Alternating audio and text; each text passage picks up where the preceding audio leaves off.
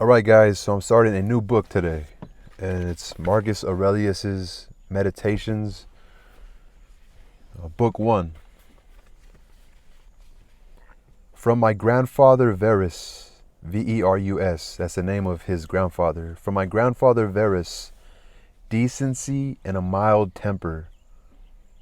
From what they say and I remember of my natural father, integrity and manliness. From my mother, piety, generosity, the avoidance of wrongdoing, and even the thought of it. Also simplicity of living, well clear of the habits of the rich. From my great-grandfather, not to have attended schools for the public, to have had good teachers at home, and to realize that this is the sort of thing on which one should spend lavishly. Education, huh? From my tutor, not to become a green or blue supporter at the races, or side with the lights or heavies in the amphitheater, to tolerate pain and feel few needs, to work with my own hands and mind my own business, to be deaf to malicious gossip. From Diogenetus, or Diognetus, Diognetus, from Diognetus, to avoid empty enthusiasms, to disbelieve all that is talked by miracle mongers and quacks about incantations, exorcism of demons, and the like, not to hold quail fights or be excited by such sports, to tolerate plain speaking, to have an affinity for philosophy, and to attend the lectures, first of Bacchius, then of Tandisis and Marcianus, to write essays from a young age, to love the camp bed, the hide blanket, and all else involved in the Greek training.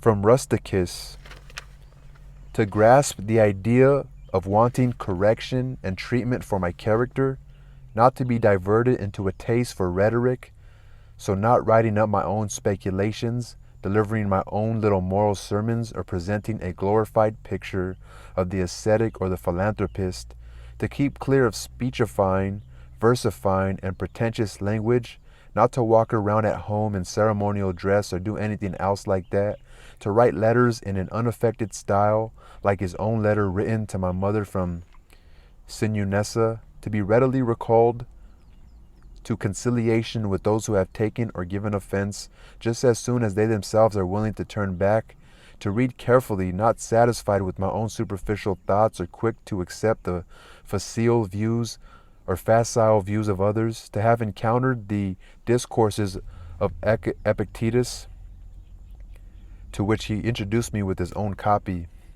So the discourses of Epictetus, I actually have to read that for my philosophy class coming up. So that's from Rusticus. From Apollonius, moral freedom. So like being free consciously of wrongdoing, pretty much. Moral freedom, the certainty to ignore the dice of fortune and have no other perspective, even for a moment, than that of reason alone. To be always the same man, unchanged in sudden pain and the loss of a child and lingering sickness, to see clearly in his living example that a man can combine intensity and relaxation, not to be impatient in explanation, the observance of a man who clearly regarded as the least of his gifts his experience and skill in communicating his philosophical insights, the lesson of how to take apparent favors from one's friends, neither compromised by them nor insensitive in their rejection. From Sextus, a kindly disposition and the pattern of a household governed by the paterfamilias, the concept of life lived according to nature, an unaffected dignity, intuitive concern for his friends, tolerance both of ordinary people and of the emptily opinionated, an agreeable manner withal, so that the pleasure of his conversation was greater than any flattery, and his very presence brought him the highest respect from all the company. Certainty of grasp and method in the discovery and organization of the essential principles of life, never to give the impression of anger or any other passion, but to combine complete freedom from passion with the greatest human affection, to praise without fanfare, and to wear great learning lightly. From Alexander the grammarian, not to leap on mistakes or captiously interrupt when anyone makes an error of vocabulary, syntax, or pronunciation, but neatly to introduce the correct form of that particular expression by way of answer, confirmation, or discussion of the matter itself rather than its phrasing, or by some other such felicitous prompting. From Fronto, to understand the effect of suspicion, caprice, and hypocrisy in the exercise of absolute rule, and that for the most part these people we call patricians are somewhat short of human affection. So from Fronto, to understand the effect of suspicion, caprice is like to change your mind easily. So from Fronto, to understand the effect of suspicion, caprice, and hypocrisy in the exercise of absolute rule, and that for the most part these people we call patricians are somewhat short of human affection. So he's talking about like corrupt, authoritarian rule. To understand the effect of suspicion, caprice, and hypocrisy, to understand the effect of suspicion and hypocrisy in the exercise of absolute rule, and that for the most part these people we call patricians are somewhat to understand the effect of suspicion. From Alexander the Platonist, like the guy who studies Plato, from Alexander the Platonist, rarely and never without essential cause to say or write to anyone that I am too busy, nor to use a similar excuse, advancing pressure of circumstances and constant avoidance of the properties or the constant avoidance of proprieties inherent in our relations to our fellows and contemporaries. From Catullus, not to spurn a friend's criticism, even if it may be an unreasonable complaint, but to try to restore his usual feelings, to speak of one's teachers with wholehearted gratitude, as is recorded of Domitius and Athenodotus, and a genuine love for children. From Severus, love of family, love of truth, love of justice, to have come by his help to understand Thracia, Helvidius, Cato, Dio, Brutus, to have conceived the idea of a balanced constitution, a commonwealth based on equality and freedom of speech, and of a monarchy which values above all the liberty of the subject. From him, too, a constant and vigorous respect for philosophy, beneficence, unstinting generosity, optimism, his confidence in the affection of his friends, his frankness with those who met with his censure, and open likes and dislikes, so that his friends did not need to guess at his wishes. So like transparency. From Maximus, self-mastery, immune to any passing whim, good cheer in all circumstances, including illness, a nice balance of character, both gentle and dignified, an uncomplaining energy for what needs to be done, the trust he inspired in everyone that he meant what he said and was well-intentioned in all that he did, proof against surprise or panic, and nothing either hurried or hesitant, never short of resource, never downcast or cringing, or on the other hand angry or suspicious, generosity in good works, and a forgiving and truthful nature, the impression he gave of undeviating rectitude as a path chosen rather than enforced, the fact that no one would ever have thought himself belittled by him, or presumed to consider himself superior to him, in a pleasant humor. From my adoptive father, gentleness and an immovable adherence to decisions made after full consideration, no vain taste for so-called honors, stamina and perseverance, a ready ear for anyone with any proposal for the common good, to reward impartially, like, oh, I like that guy, or I don't like that guy, so I'm going to not reward him. Reward them off for their hard work, having no bias, or to reward impartially, giving everyone their due, experience of where to tighten, where to relax, putting a stop to homosexual love of young men, a common courtesy, excusing his court from constant attendance at dinner with him and the obligation to accompany him out of town, and those who kept away by some other commitment always found him no different towards them. Focused and persistent in deliberation and counsel, never satisfied with first impressions, and leaving a question prematurely. The concern to keep his friends with no extremes of surfeit or favoritism, his own master in all things, and serene with it, foresight for the longer issues, and unfussy control of the least detail. The check he put in his reign on acclamations and all forms of flattery, his constant watch on the needs of the empire, his stewardship of its resources, and his tolerance of some people's criticism in this area, no superstitious fear of the gods, nor with men any populism or obsequious courting of the mob, but a sober steadfastness in all things, and nowhere any vulgar or newfangled taste. And those things which conduce to the comfort of life, and here fortune gave him plenty, to enjoy them without pride or apology either, so no routine acceptance of their presence or regret in their absence. The fact that no one would ever describe him as a fraud or impostor or a pedant, but rather as a man of mellow wisdom and mature experience beyond flattery, able to take charge of his own and others' affairs. Further, his high regard for genuine philosophers, for the other sort he had no hard words, but easily saw through them, sociability too, and a sense of humor, not taken to excess, sensible care of his own body, neither vain nor valetudinarian, but not neglectful either, so that his own attention to himself left very little need for doctors, doses, or applications.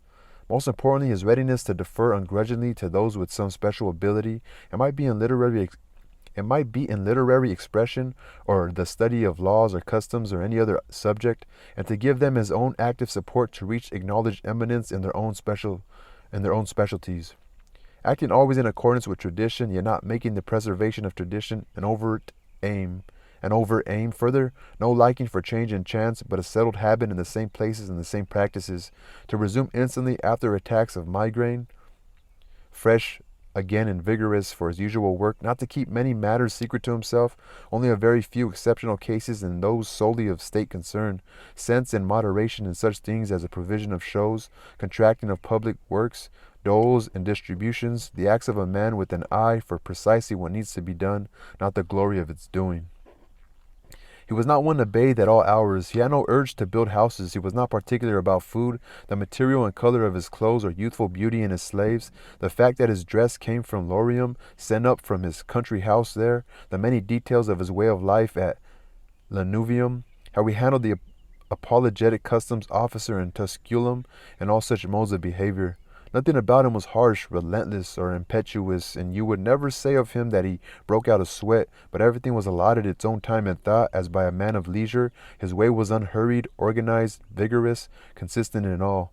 What is recorded of Socrates would apply to him too, that he could regulate abstinence and enjoyment where many people are too weak-filled to abstain or enjoy too indulgently. Strength of character and endurance or sobriety, as the case may be, signifies the man of full and indomitable spirit, as was shown by Maximus in his illness. Strength of character and endurance or sobriety, as the case may be, signifies the man of full and indomitable spirit, as was shown by Maximus in his illness. From the gods, to have good grandparents, good parents, a good sister, good teachers, good family, relatives and friends, almost everything. And that I did not blunder into offending any of them, even though I had the sort of disposition which might indeed have resulted in some such offense given the occasion. It was the grace of the gods that no set of circumstances likely to show me up ever arose, that I was not brought up any longer than I was with my grandfather's mistress, and that I kept my innocence, leaving sexual experience to the proper time, and indeed somewhat beyond it. That I came under a ruler and a father who was to strip me of all conceit and bring me to realize that it is possible to live in a palace without feeling the need for bodyguards or fancy uniforms, candelabra, statues, or the other trappings of such like pomp, but that one can reduce oneself very close to the station of a private citizen and not thereby lose any dignity or vigor in the conduct of a ruler's responsibility for the common good. That I was blessed with a brother whose character could spur me to care for myself, and whose respect and affection were likewise a source of joy to me. That my children were not born short of intelligence or physically deformed. That I did not make further progress in rhetoric, poetry, and the other pursuits in which I could well have been absorbed, if I had felt this my right path. That I was quick to raise my tutors to the public office which I thought they desired, and did not put them off in view of their youth with promises for the future. That I came to know Apollonius, Rusticus, Maximus. That I required a clear and constant picture of what is meant by the life according to nature, so that, with regard to the gods, their communications from that world, their help and their inspiration, nothing now prevents me living the life of nature. My falling somewhat short still is due to my own fault and my failure to observe the promptings, not to say the instructions, of the gods. Like going with this instinct. That my body has held out so far in a life such as mine, that I never touched Benedicta or Theodotus, and that later experience of sexual passion left me cured. That though I was often angry with Rusticus, my behavior never went to the point of regret. That my mother, fated to die young, nevertheless lived her last years with me. That whenever I wanted to help someone in poverty or some other need, I was never told that there was no source of affordable money, and that I myself never fell into similar want of financial assistance from another. That my wife is as she is, so submissive, loving, and unaffected, and that I found no lack of suitable tutors for my children. That my wife is as she is, so submissive, loving, and unaffected, and that I found no lack of suitable tutors for my children. That I was given help through dreams, especially how to avoid spitting blood and bouts of dizziness, and the response of the oracle at Saida. Just as you use yourself.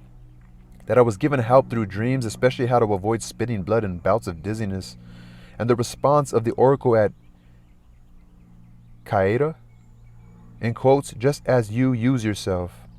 Just as you use yourself. Like, who you are, that's crazy. Just as you use yourself.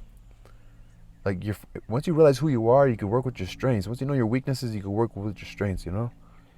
That for all my love of philosophy, I did not fall in with any sophist, or devote my time to the analysis of literature or logic, or busy myself with cosmic speculation. All these things need the help of God's and fortune's favor.